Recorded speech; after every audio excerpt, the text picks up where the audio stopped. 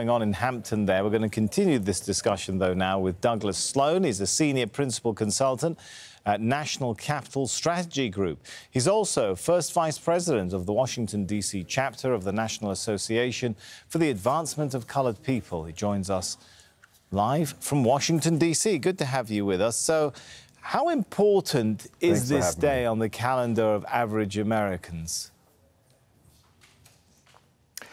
Well, on the calendar of average Americans, I can't imagine that it would be something that is marked that people would be looking forward to. But on the calendar of Black Americans, this is a very important date.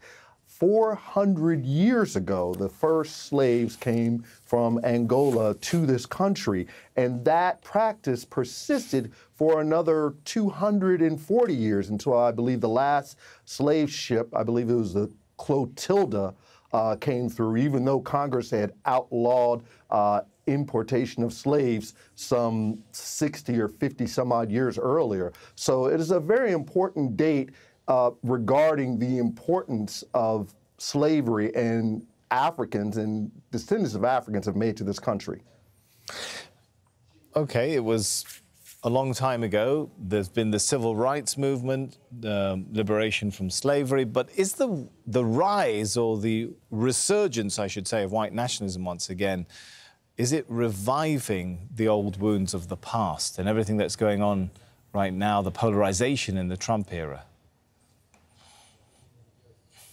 That's a very astute observation. I believe that it is. I believe that in the Trump era that we see this rise of white nationalism and bigotry that has served to reopen some of the old wounds of slavery, of Jim Crow, of the Reconstruction era, of racism in this country. And it is brought to our attention that racism, even though we elected the nation's first African-American president over 10 years ago, that racism in this country is not dead, but it is alive and well. And we sometimes see our current president, a current occupant of the White House, taking different steps and doing different things that seems to encourage racism, in that he parrots some of the language of white nationalists. And it really is damaging to the very social fabric and culture of this country.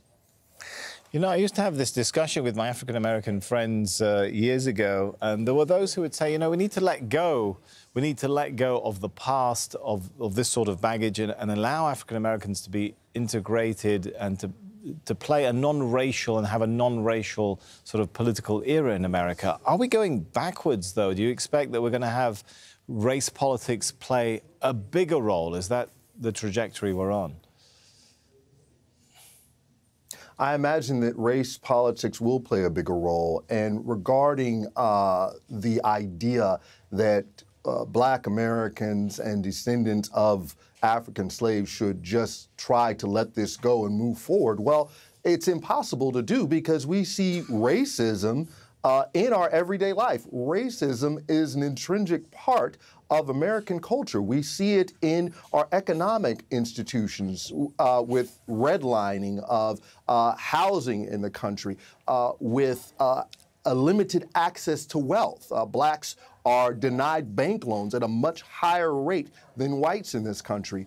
Regarding disparate treatment at the hands of police and law enforcement, regarding sentencing disparities. We see intrinsic and institutionalized racism within our criminal justice system. So it's very hard as an African American to let go and move forward when we are confronted with racism on a daily basis. All right, good analysis there. Thank you so much for your thoughts, Douglas Sloan.